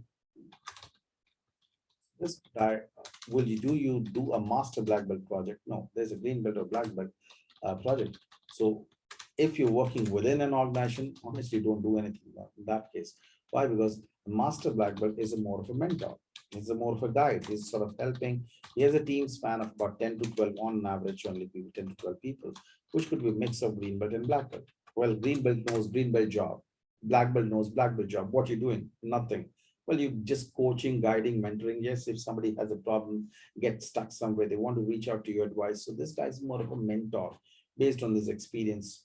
Master black belt would be working as a, if you're working within an organization, well, practically it's a leisure time you sort of enjoy. Yes, you act as a mediator between Six Sigma department and the management. So coordinate with this, you're the point of contact for the management. So you sort of get the projects on, you sort of evaluate the projects, do a lot of stuff as master black belt. Unless you're working as a consultant like us, if you're not working in an organization as like on payroll, then you sort of work as a consultant. Practically, you're the one who's doing all the projects, whether it's a green belt project or a black belt project, you're the one who's executing those projects yourself. But yeah, That's the basic bets. Now, when we talk about the champion part of it, where is the champion role going to come in?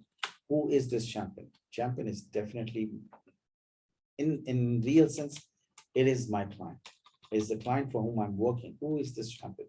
First of all, basic inputs about the champion. Champion is the owner of the project.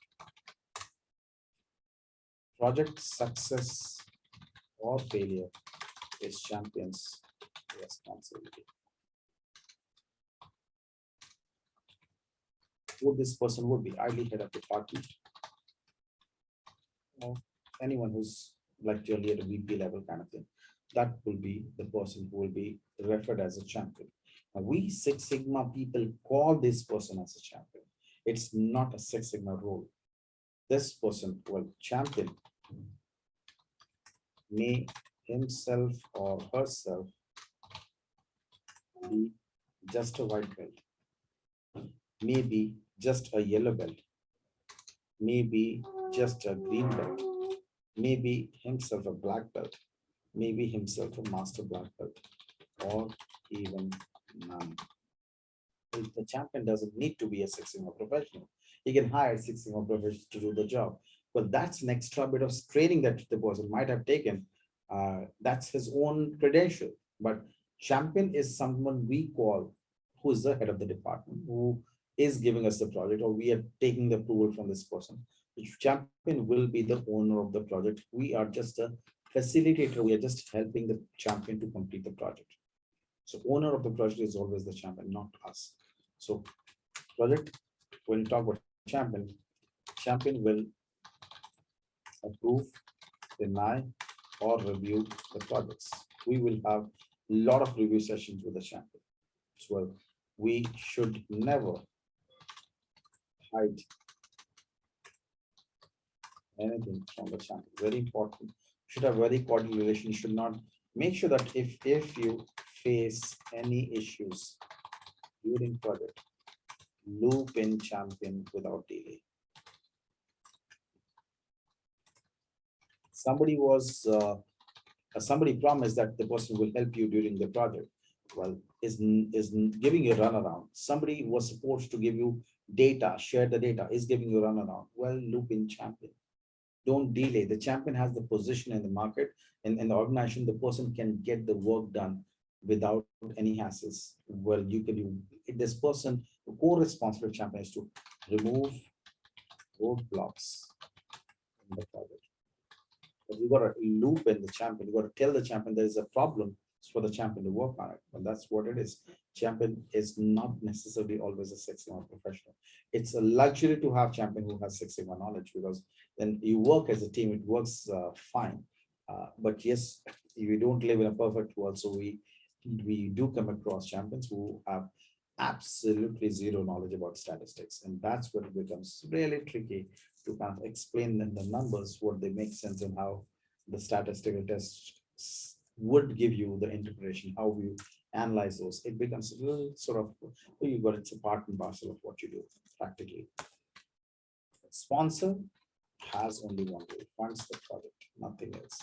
Sponsor just funds the project and has no other goal to do. Champion would convince the sponsor. Sponsor could be CEO, CXO, CTOs. This person would be convinced by the champion that we've got a problem which needs to be sorted out and for which we need to do a project. So we have discussed with the Six Sigma team. We have come up with a like a plan, and we would like you to, we would want you to fund this project. So champion will convince the sponsor to fund the project. And yes, when the sponsor has funded the project, obviously the question will be answered by the sponsor. So champion will be answerable to the sponsor as to what's happening. So remember, champion is based on what you do. Champion has to give a lot of answers to different people. And that's why champion will be very, very ruthless in follow up and making sure the project is successful. So you will always get the required support from the champion. Should you not hide anything, it's the one resource we should always utilize to the fullest to make things happen for us, rather than just trying to push through and we at times we have some people do get stuck. They try to solve everything themselves. It's very important to communicate, have transparent communication. and share the challenges, have the inputs from them, and go ahead with that. But trying to solve everything yourself will always lead to a problem. That's what we should always try to keep in the project mind. Well, that's what we have from a stages perspective, like different kind of roles and belts we in Six Sigma. Anyone has any question? I do, if you don't mind, regarding the yellow belt. My understanding was that yellow belt should only get like an awareness training just to understand the concepts and the fundamentals of Lean Six Sigma, where he may not be necessarily joining any projects. So it's just to prime him about the language of the Lean Six Sigma and understand what is going on around him. And normally this is like for the lower levels of workforce, like for example, operators or maybe technicians, just to help with data collection. But why would they join projects as members? Team members, you still need people to work on the projects. When you prepare your team, you have mixed set of people. Some people in your project team are decision maker, like champion, sponsor, you yourself as a black belt who is working as a project manager. You're more of a decision making lot. You would have some people who are dealing with the process. Say, for example, there's a problem with my operations team, operational challenges. So we would have some people who are actually dealing in the area where the problem is happening, the process related team. So could be the general manager of operations, could be the manager, senior manager, supervisor. These are the people who are dealing with the process where the problem is happening and for which you have been hired to solve. So they are the core process people who will be part of it. You could have some additional add-on departments also who may not be a permanent member of the project, but they will be need basis ad hoc team members. You could get training, quality, finance, as and when their inputs are required, they will be pulled up in the project. That's those add-on. But all this while we're getting this done, you need some team members also who will follow your instruction and get the work done. That's why you do project team selection. You have team members selected. That will be those yellow belts who can follow those instructions and get the work done for you. So you definitely need some people who can run around and get things done for you. Yellow belts will be, that's more of a yellow belt training, but yellow belts will have a lot of responsibilities. You will be defining the strategies, you will be designing the entire process about kind of how the project needs to be executed. But practically somebody needs to go that extra mile and get the work done, getting a template failed, tracker failed. They should be, when you talk about DMAIC overview, is what they end up understanding what are the different tools. And obviously it's not a long training, you're not going into details of everything, but yes, they are educated about the different tools and techniques used in it. So they are a member of the project because they are under, they're not the one who are decision maker, the one who will be doing things stuff for you. So when we talk about how we go about giving roles and responsibilities to different people in the project, which we will be discussing in the define phase, you will see responsibilities will be assigned to these people who will be selected as team members. So we'll talk about the proper layout where we go through all the sequence, and these people will be pulled up for the project. So they are members, but not the decision makers, but they're ones who will be executing the task. So different people who come from different areas for different people, different purposes. You're there for analysis, somebody's for decision making, somebody's for approval, somebody's for need basis inputs, like finance team will generally come in for cost related metrics into the picture. So what if we need to kind of put together some information, and for which I might need to pull up my quality team and training team to put together some information for us. So some people are need basis also. Understood. Clear. Thank you. Perfect. So we've got like these are bills. We still have a couple of more topics left over in the basic introduction part, but not too much. So yeah. Please explain the last 2 points of champion. Champion, this one. No? So see, basically, the role, the primary responsibility of the champion is to remove the roadblocks. If you face any problem during the project, if you're working on a project and somebody is giving you a run around, like in Six Sigma project, you need data. And somebody was supposed to give you data every now and then is giving you a runaround. Okay, well, I'll give it tomorrow. I'll give it to like by the evening. You know, you're getting a tough time and you know your work will get hampered. Loop in champion. Do not wait. Do not sit on the problem, because if we wait for something to happen, people will always give you. See, people in corporate politics is bad. This is where the responsibility of a champion is to remove roadblocks. So there's a Six Sigma ISO standard also, which is 18440, say 13053, 2011 version, which is standard of Six Sigma, ISO standard of Six Sigma. And there's another standard of ISO Six Sigma, which is 18404. The two different standards of Six Sigma, and that details what is required as a champion, what is the responsibility of the champion, and what responsibility as per ISO standard has only been specified clearly as these people will be responsible for making the process work, removing the roadblocks. So if you have any roadblocks, any issues, anyone is giving a tough time, problems, they will solve it for you. You are the facilitator, so they will provide all the required elements so that you can complete the project for them. So they're helping you to help themselves. Yes, sir, I got it. So that's yes, Alex, please. Sir, question. If there's like sort of an assigned project manager on the team that sort of monitors the timeline and the deliverables, is that a separate role from the champion itself? Sorry, if you might have to repeat yourself once again. I'm sorry about that. If there's an assigned project manager who sort of monitors the timelines and deliverables across the teams, is that a separate function from the champion, or it could be the same person? See, it's more about, it varies. It's more about, see, there's no such hard rules. So you can have the champion could be doing that job, you could be doing the job, or anyone else who's been designated by the champion can also still do that job. It's more about the timelines are mapped up. Champion will be sitting through the review period. When you are at the end of every phase, you will be getting reviewed by the champion. So you have an initial timeline that you plan that we will take, say, a month's time for improve, and say it to you took about 1 month and 10 days. So you take an extra time. So when during the review period, you will be having the discussion like what happened, what went wrong. So all that review period analysis, and yes, there could be some other person also who could be designated, could be part of the discussion with you, the champion. So it varies from company to company, situation to situation. Got it. Thank you. Thank you. Okay, thanks. Yes, and Arvind, yes, we can definitely include them. If you foresee a problem, we can always, I must utilize my resources and trust. Champion is also one of the resources.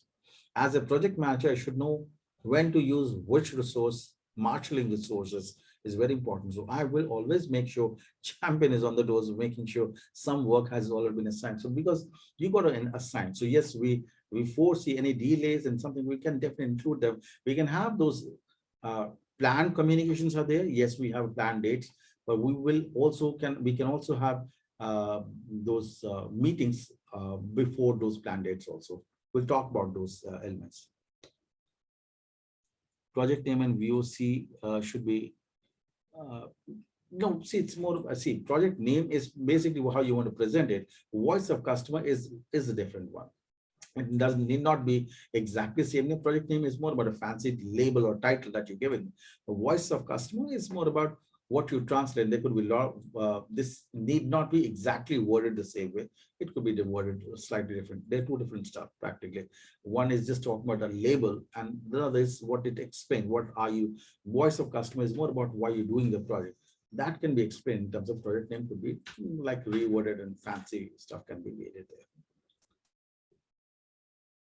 All right, perfect. So give me one quick minute so we can, I will be placing this file right now in the shared drive just to make sure that we at least you can get the confirmation. It's the first time for this batch.